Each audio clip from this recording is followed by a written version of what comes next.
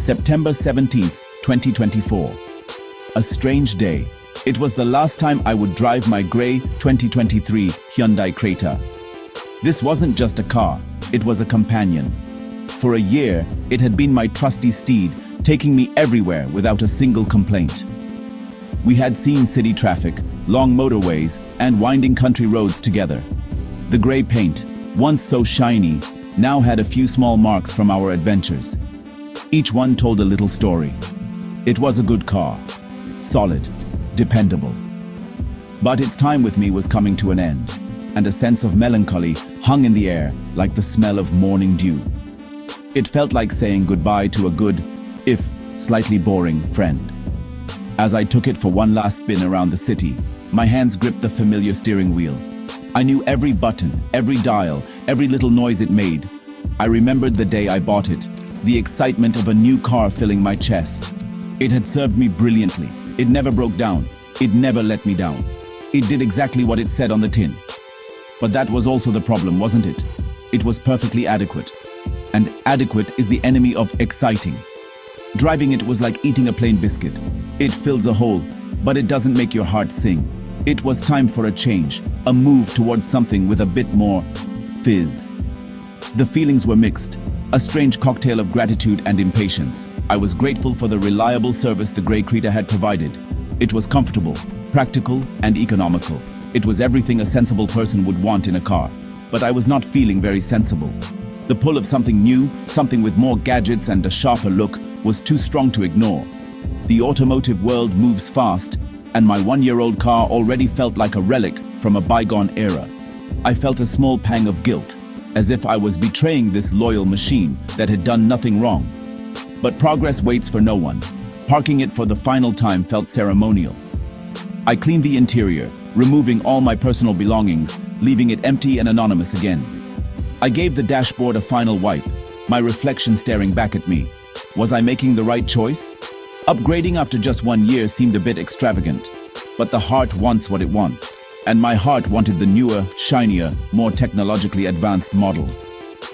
I locked the door, the familiar beep sounding one last time for me. I took a final look at its sturdy, unassuming shape and whispered, "Goodbye, old friend, and thank you." The next day promised a new beginning. So, why the sudden urge to upgrade? It wasn't because the 2023 Creta was bad, far from it. The problem was the 2024 model. It was simply better. Hyundai had given the new Creta a facelift, and it was more than just a bit of cosmetic surgery.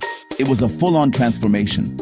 The front end was completely redesigned, with a bold new grille and futuristic lights that made my 2023 version look, well, dated. It looked more aggressive, more confident. It had presence. My grey car was handsome in a quiet way. But the new one was a superstar, walking down the red carpet. It demanded attention. The new technology was the main attraction. My old car had a good infotainment system, but the 2024 model came with a massive, seamless dual-screen display that stretched across the dashboard. It looked like the cockpit of a spaceship. It also came packed with ADAS, Advanced Driver Assistance Systems. This meant the car could help with steering, braking, and staying in its lane. It was like having a co-pilot. While some find the constant beeping of these systems annoying in heavy traffic, the promise of a safer, more relaxed drive on the open road was incredibly appealing. It was a leap into the future of driving. Comfort was another big factor. The 2024 Creta promised a quieter ride. The engineers had apparently added more sound insulation, making the cabin a more peaceful place to be. They said the doors and hood felt heavier, giving the car a more solid premium feel. My 2023 Creta was comfortable, but road noise could be a bit intrusive on rough surfaces. The idea of a silent, serene cabin was very tempting. It's the difference between wearing normal headphones and wearing noise-canceling ones. Once you experience the quiet, you can't go back. This wasn't just an upgrade. It was an elevation of the entire driving experience. And then there was the color. White. It sounds simple, but the new white paint on the 2024 model looked crisp, clean, and modern. It highlighted the car's new sharp lines perfectly. My grey Creta was practical. It hid dirt well. but it was also a bit drab. It was the color of a cloudy day. The new white was the color of a fresh start, a blank canvas. It was a statement. It said, "Look at me." The combination of the stunning new design, the futuristic technology, the promise of improved comfort, and that brilliant white finish was simply too much to resist. The decision was made. I had to have it. Placing the old and new Creta side by side, the differences are immediately obvious. The 2024 model is a revolution, not an evolution. My 2023 Creta had a friendly, rounded face.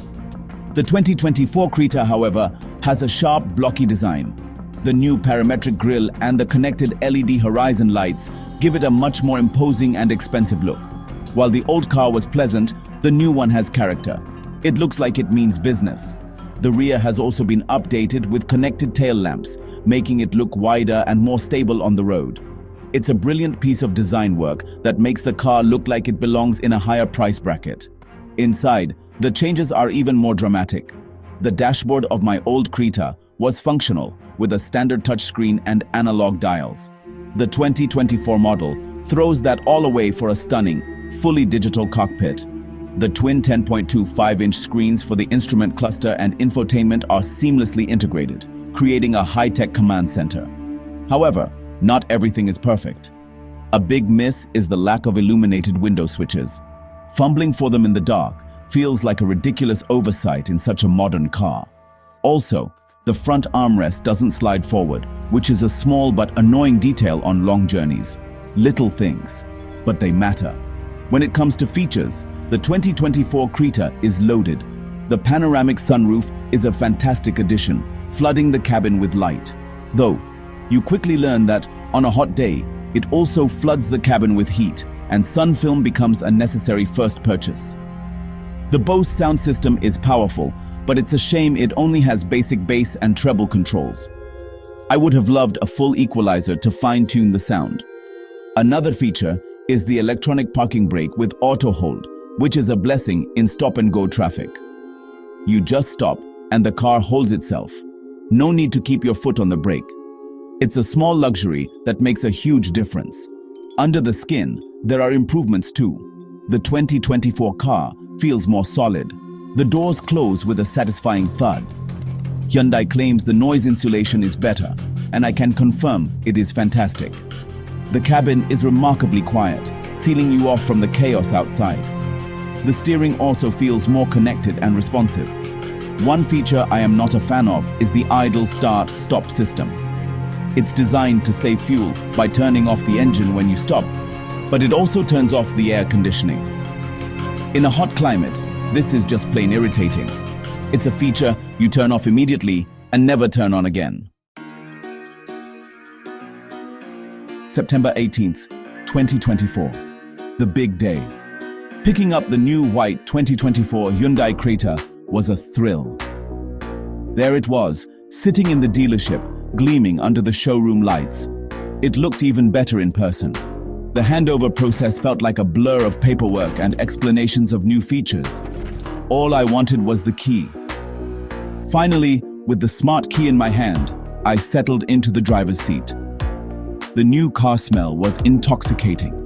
The digital dashboard lit up, welcoming me. It felt like stepping into the future.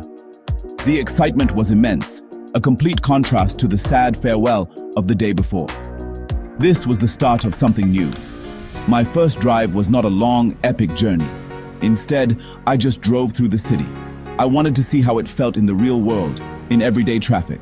The first thing I noticed was the quietness. The improved sound insulation was no marketing gimmick. It really worked. The hustle and bustle of the city streets felt distant, muffled. The auto hold feature was immediately useful at the first traffic light. The engine was smooth and responsive, and the steering felt precise. I played with the huge touch screen, connecting my phone and getting the navigation set up. It was all very intuitive and slick. I felt a huge grin spreading across my face. Later that evening, I took the car for a drive on the motorway. I wanted to test the ADAS features. Setting the adaptive cruise control, the car maintained a safe distance from the vehicle in front, slowing down and speeding up automatically.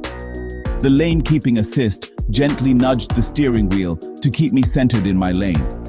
It was an odd sensation at first, like the car had a mind of its own. It's not a self-driving car, but it's a brilliant assistant that makes long-distance driving much less tiring. The powerful LED headlights cut through the darkness, making night driving feel safer than ever before. As I parked the car at home that night, I took a moment to admire it. The white paint seemed to glow under the streetlights. This wasn't just a new car. It was an upgrade in every sense of the word. It was more stylish, more comfortable, more technologically advanced, and more fun to drive. Sure, it has a few small flaws, like the non-sliding armrest and the lack of illuminated switches. But these were minor complaints in the grand scheme of things. The first day was over, but the adventure was just beginning. I couldn't wait to see where this new white Creta and I would go together. The future felt bright and very, very white.